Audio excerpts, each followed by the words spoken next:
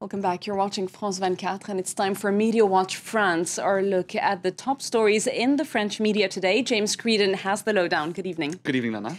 And the French media has picked up on a controversy in Britain. Nicolas Sarkozy supposedly snubbing David Cameron. Okay, we know that the negotiations were tough. We know that Sarkozy didn't get the answer he was hoping for from the UK, the first time Britain vetoed a decision such as this. Let's have a look at this headline in Rue 89 in France. Sarkozy, did he refuse to shake David Cameron's hand? Now, they have a number of French media have picked up on a story that initially appeared in the Daily Mail in the UK. Now, they were headlining on this all day long. A moment here you can see when it looks like maybe Sarkozy is trying to avoid David Cameron. We actually have some pictures of this that we can play. Initially showing the Daily Mail website. If we could just move to the pictures, because it's pretty interesting to see. What they did is they put a series of photos. You can see here you have 3 photos side by side, and what it looks like is happening is Cameron is approaching Sarkozy. Sarkozy turns the other way and totally ignores him, and they call it le snub. Le snub. So this was on the front of the Daily Mail website for most of the afternoon, right? And the actual pictures are going to come up here now. We'll see what really happened. You know, Sarkozy comes along, so he greets this particular lady here, gives her the baisement, very Chiracien, then moves on. Here comes David Cameron, moves past him to salute the Cypriot president, right? Now, it's not really quite as dramatic as it was made out to be on the front page of the Daily Mail website, where in a slowed down feature of 3 photos, it really did look like Cameron had approached him, Sarkozy was standing still, and he had ignored him. And the Daily Mail is known for dramatising its stories, isn't it? Absolutely, and we can see here what they've done on the website today. Not alone are they slightly misrepresenting the moment at hand, they're saying a caption competition. What words could accompany Sarkozy's now infamous snub? So they're inviting readers to remake reality in a way. Basically.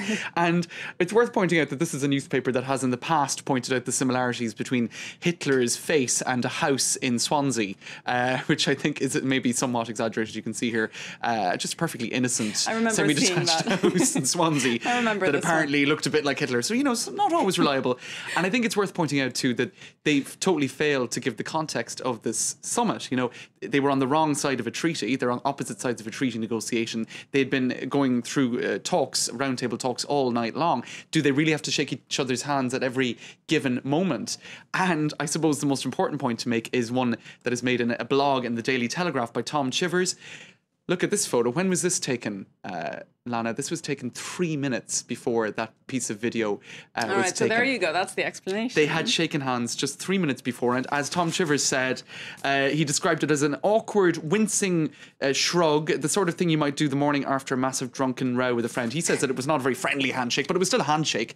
The point being, a photo is certainly taking a sequence out of context. A video is too, and you've got to be careful, I suppose, at misrepresenting the reality of things. I guess now they'll know to shake hands every time a camera is around. Exactly. So the snub that was not, basically. All right. There's more controversy surrounding Dominique Strauss-Kahn's arrest in New York. Surprise, surprise. Right. Libération reveals the New York prosecutors may have been contacted by a senior civil servant at the French Foreign Ministry right before the arrest. That's right. This is pretty extraordinary stuff. You can see here on the Libération website, Dominique Strauss-Kahn, the Quai d'Orsay phone call to the prosecutor. If that's confirmed, that would be a major scandal, right?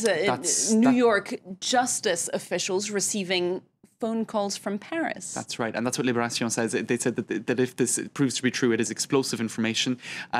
Essentially, what happened was this was on the 15th of May. In fact, it was while Dominique Strauss-Kahn was in police custody.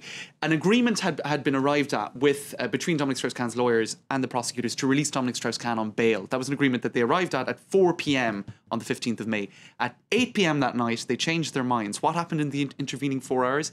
Libération says that there were 2 phone calls, one from the Foreign Ministry and another one from the Justice Ministry in France, speaking about elements of the Tristan Banon scandal, which had yet to really emerge in France. Another rape scandal surrounding Strauss-Kahn here in France. Exactly. And also, apparently, these phone calls allegedly mentioned elements of a prostitution scandal in the north of France that Dominique Strauss-Kahn may be linked to. That also had yet to come out into the public domain. So if this is true, it's really, really explosive information, in fact. And what's more, Daniel Schneiderman, a well-known journalist here in France, says that, you know, for those who really do not want to believe in the conspiracy theory surrounding Dominique Strauss-Kahn's arrest, it's becoming more and more difficult to avoid the questions. There's this famous dance of joy that the security guards at the hotel performed, only 15 seconds, some said it was longer, in the moments after the alleged sexual assault.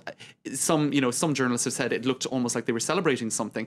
That on its own proves nothing, but that coupled with the fact that the Interior Minister knew about an incident where Dominic Strauss-Kahn was stopped by the police in 2006 in the Bois de Boulogne, coupled with these 2 phone calls that allegedly happened, all of this put together creates a very intriguing and perhaps troubling picture. That's what's being said. It's sure to generate more commentary in the days to come.